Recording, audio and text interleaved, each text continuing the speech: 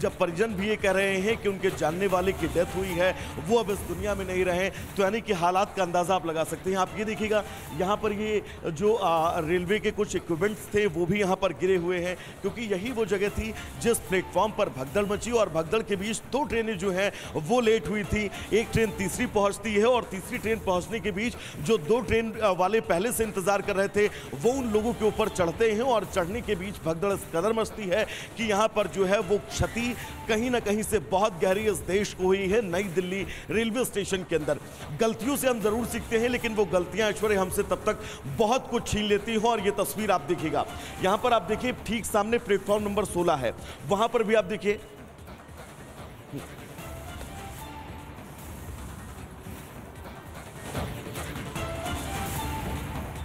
আমি আরো একবার যাব সিনিয়র এডিটর ময়ূক রঞ্জন ঘোষ এই মুহূর্তে আমাদের সঙ্গে রয়েছেন। আমরা লাগাতার আপডেটস পাচ্ছি ময়ূক, এবং এক ব্যক্তি তার মাকে হারিয়েছেন দুর্ভাগ্যজনকভাবে। তিনি একটা গুরুত্বপূর্ণ কথা বলেন যে প্রথমে সব স্বাভাবিকই ছিল, হঠাৎ করে প্রচুর ভিড় চলে আসে, কিভাবে এই ঘটনা ঘটে তিনি নিজেও বুঝতে পারেনি। ময়ূক,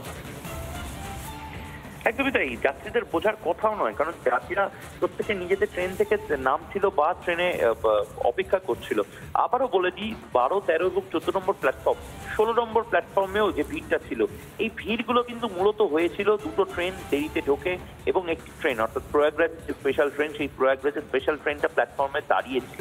1500 জেনারেল কম্পার্টমেন্টের যাত্রী তারাও টিকিট কেটে ইতিমধ্যে লাইনে দাঁড়িয়েছিল। তার আমরা সাধারণত যে কোনো স্টেশন বা প্ল্যাটফর্মে দেখি, যখন কোনো ট্রেন ঢোকে তখন জেনারেল কম্পার্টমেন্টের যারা যাত্রীরা রয়েছেন তাদের মধ্যে একটা হুড়োহুড়ি পড়ে, কারণ ফার্স্ট কাম ফার্স্ট সার্ভ বেসিসে সিটগুলো দখল করতে হয়। অনেকে আমরা দেখেছি জানলা দিয়ে ব্যাগ রেখে দেন বা আনরিজার্ভ প্ল্যাটফর্ম আনরিজার্ভ কম্পার্টমেন্টে তারা ওঠার জন্য যে ধাক্কাধাক্কিটা হয়, সুতরাং এই যে ধাক্কাধাক্কি এবং তার পাশাপাশি এসকালেটার অর্থাৎ চলন্ত সিঁড়িতে ওঠার জন্য যে হুড়োহুড়ি, এই সমস্ত কিছু মিলিয়ে সমস্ত কিছু যেন একই সাথে একই সময় হয়ে যায়। এবং তার মূল কারণ হলো দুটো ট্রেন দেরিতে আসে।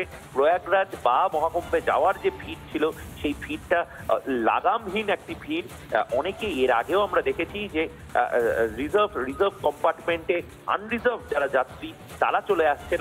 আমরা এর আগেও প্রশ্ন করেছি যে কেন রেলের তরফ থেকে বা যারা ভারত সরকারের তরফ থেকে এক্ষেত্রে দাঁড়িয়ে কেন আটকে দেওয়া হচ্ছে না। তার কারণ আনরিজার্ভ যেভাবে প্যাসেঞ্জাররা যাতায়াত করছেন তাতে বিপুল সংখ্যক প্যাসেঞ্জার, মানে যে ট্রেনের কম্পার্টমেন্টে 1500 যাত্রী থাকতে পারে সেখানে প্রায় 5000-6000 যাত্রী, মানে যেখান দিয়ে রাস্তা অর্থাৎ যে করিডোর, সেই করিডোরে ঠিক করছে যাত্রী, যে ইউরিনালের পাশে যাত্রী বসে আছেন, ভেস্টিবিউলের পাশে যাত্রী।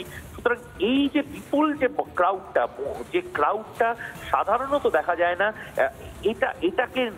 এটা ম্যানেজ করার ক্ষেত্রে কি ব্যবস্থা নেওয়া হয়েছে সেদিকেও কিন্তু খতিয়ে দেখতে হবে। কারণ উচ্চ পর্যায়ের যে তদন্ত কমিশন বসছে সেই তদন্ত কমিশন সমস্ত কটা অ্যাঙ্গেল দেখবে এবং এই অ্যাঙ্গেলটিও কিন্তু যথেষ্ট গুরুত্ব সহকারে দেখতে হবে। 15 জন মারা গেছেন, 15 জন বেঘরে প্রাণ হারালেন। এই 15টি জীবন অত্যন্ত মূল্যবান, এদের জীবনের দাম রয়েছে এবং অশ্বিনী বৈষ্ণব হোক বা ভারত সরকার হোক, এদের জীবনের দাম, সেই দামটা অত্যন্ত গুরুত্বপূর্ণ। এবং কেন এরকম ধরনের ঘটনা হলো, কেন পদপিষ্ট হলো, কারা গুজব ছড়িয়েছিল, কিভাবে গুজবটা ছড়িয়ে গেল, পুলিশের কি ভূমিকা ছিল, এই সমস্ত কিছু কিন্তু দেখতে হবে। নানা ধরনের কন্টেন্ট দেখার জন্য লাইক করুন, শেয়ার করুন আমাদের ফেসবুক পেজ, সাবস্ক্রাইব করুন আমাদের ইউটিউব চ্যানেল। পাশাপাশি অন্যান্য ব্রেকিং নিউজের জন্য অবশ্যই চোখ রাখুন রিপাবলিক বাংলায়।